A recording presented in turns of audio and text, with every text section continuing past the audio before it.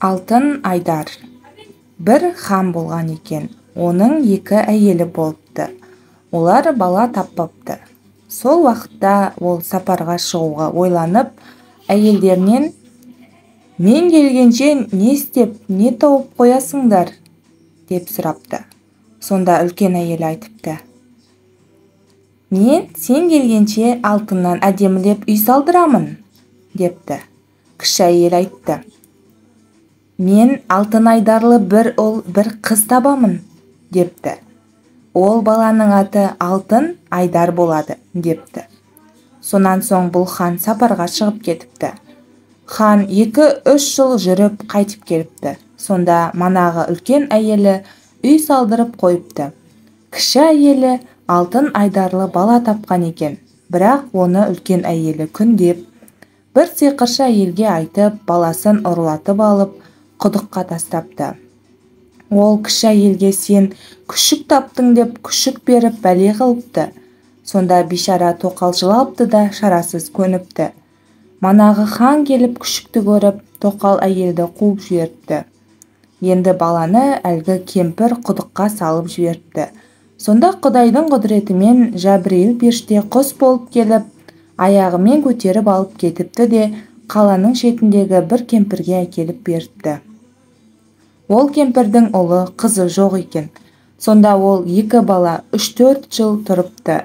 Сол уақытта әлгі кемпір өліпті. Сонан соң бала оқ мылтық атып, құлан бұлан аулап, етін тамақ қылып, терісін киім қылып жүріпті. Сөйтіп жүріп, бір таудың шұқырына келіп, соны үй қылып, сонда тұрыпты. Ол баланың тірі екенін біліп, бұрынғы қас қылған шешесі баяғы сиқыршы кемпірді жіберіпті. «Алтын Айдарлы баланы өлтіріп кел» деп. Сонан соң ол сиқыршы кемпір баланы іздеп шығып келсе, бала аңға шығып кетіпті. Қарындасы үйде отыр екен. Оған айтыпты: «Ағаңа айт, мына жақта Күлмесхан дегеннің бір биесі бар, күнде құлындайды. Құлындары арғымақ, тұлпар болады» деді де кетіп қалды. Ол кемпір қастықпен өлтіруді ойлапты. Ол жолға барған кісі жолда адасып кетіп өледі екен. Кешке ағасы келіпті. Сонда қарындасы кемпірдің айтқанының бәрін де тәмам айтыпты. Мұны естіп, ағасы құлынды іздеп сапарға шығып кетіпті. Жолда келе жатқанда бір дарияға келіпті. Ол дариядан жүрген өткен кісі әлек болады екен.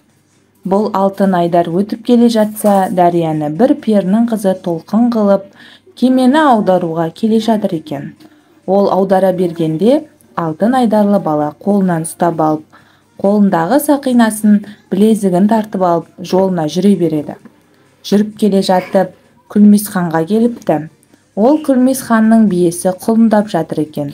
Күлмесханға айтыпты: «Ай, тақсыр, құлыныңызды ұлықсат болса алайын» депті.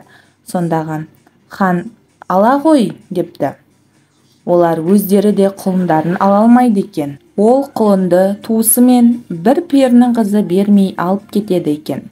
Сол уақытта бала мұны күзетіп тұрғанда, бір перінің қызы бұлт болып келіп, құлынды алып бара жатқанда, Алтын Айдар қылышпен бұлтты салып қалыпты. Сонда перінің кебісі мен құлынды алып қалыпты. Сонан соң ханға келіп, кебіс пен құлынды көрсетіпті. Сонда хан бұған бата беріпті. Бұл қарындасына келіп, құлынды, сақинаны беріпті де, және аңға кетіпті. Сиқыршы кемпір тағы келіп, құлын мен сақинаны көріп, қарындасына айтыпты: «Мінекей, мен сендерге жақсылық ойлаймын» депті. «Ағаң саған сақина алып келді, тағы енді бір жаққа жібер, онан барып алтын сандық алып келсін» депті де кетіп қалыпты. Ағасы келген соң қарындасы: «Тағы бір жерде бір жақсы сандық бар деді, соны маған алып келіп бер» дейді. Сонан соң ағасы тұлпар құлынына мініп кетіпті. Жолда бір кемпірді көріпті. Ол кемпір жердің жарығын жамап отыр екен. Бұған келіп: «Шеше, не қылып отырсың?» депті. Ол кемпір айтыпты: «Мен осы жердің жарығын тігіп отырмын» депті. Не үшін десең, осы өзіңдей батырлар келіп кіріп, бір сандық үшін өледі, дейді. Сонда бала, маған да сандық керек, деп кіріп кетіпті. Жердің астынан бір пері шығып айқайлапты. Тапал тас үйде болсаң, хабарлас, деп айқайлағанда, алтын айдарлы бала тас болып өліп қалыпты. Тұлпары 1-2 күн келмеген соң үйіне қайтып жылап тұрыпты. Сонда қыз ағасының өлгенін біліп, тұлпарға мініп, манағы жер жамап отырған кемпірге келіп, ағасын сұрапты. Кемпір айтыпты: ағаң өлген, сен барма, барсаң сен де өлерсің, депті. Сонда қыз айтыпты: мен ағамды көріп өлермін, көріп кетейін, деп. Кемпір айтыпты: сен жылай бер, жер үстінде мен мұңдық, жер астында сен мұңдық, деп. Сонда ол қыз осылайша жылап кіріп бара жатқанда, алдынан бір пері қызы шығып, мұңын сұрап, мұны аяп ағасын тірілтіп беріпті. Сонан соң бұлар бір үлкен орман көріп, соған келіп кіріпті де, қарындасын тұлпары мен ағаштың шетіне қойып кетіпті де, өзі аралап, ағаштың ішінде жүре беріпті. Сөйтіп жүріп, бір ақ отау көріпті де, оған келіп кіріпті. Кіріп біраз отырған соң, 2 пері қызы ұшып келіп, сол үйдің төбесіне қонып отырып, біріне бірі айтыпты: ай, мен бір қорықтым, неге десең, мені бір бала суда жүріп, кемені аударып жүргенімде қолымдағы сақинамды тартып алды, депті. Мен ол баланы көрсем, оған әйел болар едім, депті. Сонда кішісі айтты: мен де бір қорықтым, деді. Неге десең, мен де бір ханның құлынын күнде алып кетуші едім. Бір күні алайын деп келгенімде, бір бала күзетіп тұр екен.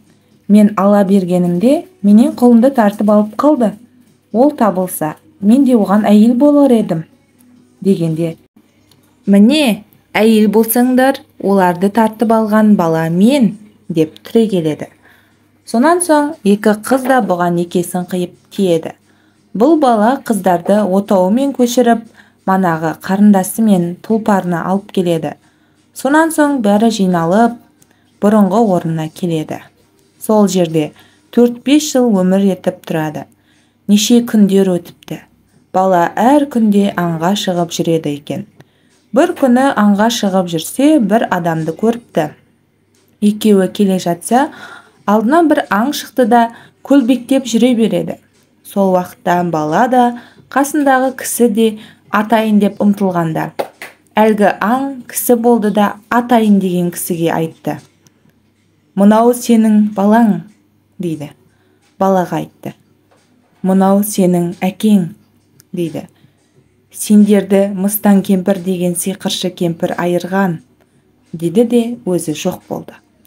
Сонан соң әкесі мен баласы бірін-бірін біліп, жылап көрісіпті де, әкесі баласын үйіне келіп, қонақ қылып, үлкен әйелі мен мыстан кемпірді шақыртып алдырып, өлтіртіпті.